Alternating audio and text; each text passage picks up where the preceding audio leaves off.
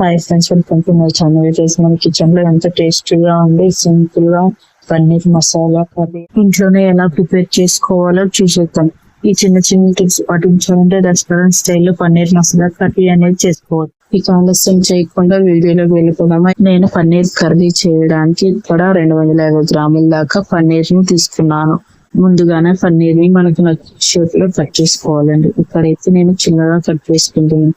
నేనైతే పన్నీర్ ని మరీ పెద్దగా కాకుండా మరీ చిన్నగా కాకుండా ఇక్కడ చూపిస్తున్న విధంగా మీడియం సైజ్ లో కట్ చేసుకొని తీసుకున్నానండి. ఇలా ఈ సైజు లో మీకు చూపిస్తున్న విధంగా ఇలా కట్ చేసుకొని తీసుకున్నానండి. వీటిని మరొక పక్కన ఒక మిక్సింగ్ బౌల్ తీసుకొని ఇందులోకి మనం ఇందాక కట్ చేసి పెట్టుకున్న పన్నీర్ ని వేసి ఇందులోకి ఒక టీ స్పూన్ కారం, ఒక హాఫ్ టీ స్పూన్ సాల్ట్, ఒక హాఫ్ టీ స్పూన్ ధనియాల పొడి అంతా వేసి బాగా ఒకసారి అంతా ఇలా మిక్సింగ్ బౌల్ ని పట్టుకుని ఇలా కలిపినట్లుగా అంటే బాగా అంతా మిక్స్ చేసుకోండి. ఇప్పుడు ఇది పక్కన పెట్టుకుని మరొక పక్కన స్టవ్ ఆన్ చేసి ఒక ప్యాన్ పెట్టుకుని ఒక 2 టేబుల్ స్పూన్ల ఆయిల్ వేసి ఈ ఆయిల్ హీట్ అయ్యాక ఇందులోకి ఒక్కొక్కటిగా పన్నీర్ ముక్కల్ని వేసుకున్నాం.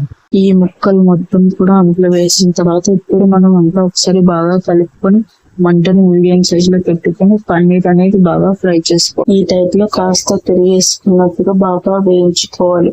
పన్నీర్ ముక్కలు మంచి కలర్ వచ్చేదాకా, అంటే ఈ టైప్ లో కలర్ రావాలి. గోల్డెన్ బ్రౌన్ కలర్ వచ్చిన తర్వాత వీటన్నిటిని ఇప్పుడు మనం తీసేసి ఒక ప్లేట్ లోకి వేసుకుందాం. సేమ్ మొత్తం అన్ని కూడా తీసేసి కాసేపు ఇలా పక్కన పెట్టుకున్నాం. అదే ప్యాన్ లోకి 1 కప్పు ఉల్లిపాయలు వేసుకుని బాగా ఫ్రై చేసుకుందాం.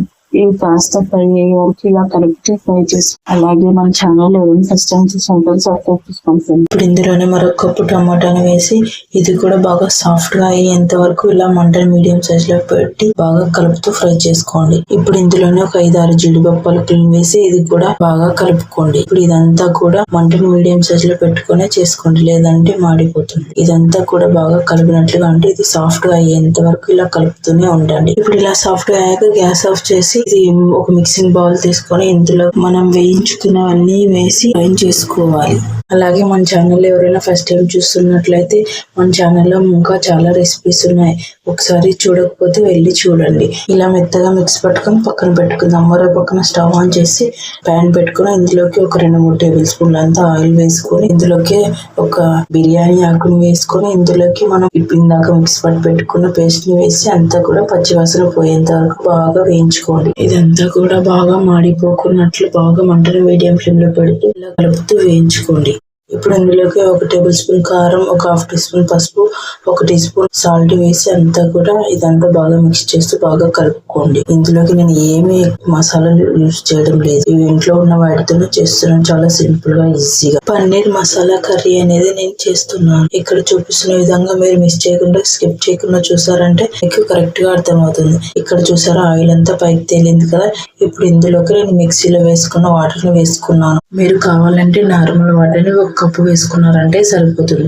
ఇదంతా కూడా ఒకసారి బాగా మిక్స్ చేసి కొంచెం గ్రేవీ టైప్ లో తినాలనుకుంటున్నారా లేదా కొంచెం లూజ్ టైప్ లో కావాలనుకుంటున్నారా దాన్ని బట్టి మీరు వాటర్ అనేది వేసుకుంటే సరిపోతుంది. ఇప్పుడు ఈ మసాలా కాస్త ఉడికినట్లుగా ఆయిల్ పైకి తేలింది కదా. ఇప్పుడు మనం పన్నీర్ అనేది వేసుకొని ఇదంతా మళ్ళీ ఒకసారి బాగా కలిపి మూత పెట్టి ఒక 5 మినిట్స్ ఇలా ఉడకనిద్దాం. 5 మినిట్స్ తర్వాత చూసారా ఆయిల్ అంతా సపరేట్ అయింది. ఒకసారి ఎంత చక్కగా కనిపిస్తుందో పన్నీర్ అనేది. ఇది ఒకసారి అంతా ఇలా బాగా కలుపుకొని ఇక్కడ మీకు చూపిస్తున్నాను చూడండి. నాకు ఇలా కన్సిస్టెన్సీ బాగా సరిపోయింది. ఇందులో కొద్దిగా కసూరి మేతి తీసుకొని ఇలా చేతితో నలిపినట్లుగా అంటూ ఇదంతా కూడా వేసుకోండి. ఇదంతా మళ్ళీ ఒకసారి అంతా బాగా కలుపుకుందాం. ఇలా మంటని మీడియం సైజ్ లోనే పెట్టుకుని చేసుకోండి. ఇదంతా బాగా కలిపి చూసారా మనకి ఎంతో టేస్టీగా ఉండే పన్నీర్ మసాలా కర్రీ అయితే రెడీ అయిపోయింది. ఇది తప్పకుండా ఒకసారి ట్రై చేసి మీకు ఎలా కుదిరిందో నా కామెంట్ సెక్షన్ లో తెలియజేయండి. అంతేనండి, పన్నీర్ మసాలా కర్రీ రెడీ అయిపోయింది. పైన కొద్దిగా కొత్తిమీర వేసి ఒక 5 మినిట్స్ ఇలా వదిలేసి చూసారా ఎంతో టేస్టీగా గుమగుమలాడుతూ పన్నీర్ మసాలా కర్రీ రెడీ అయిపోయింది. నిజంగా చెప్పిన టేస్ట్ అయితే నెక్స్ట్ లెవెల్ లో. ఈ రెసిపీ మీకు నచ్చితే లైక్ చేసి కామెంట్ చేసి షేర్ చేయండి. Thank you for watching.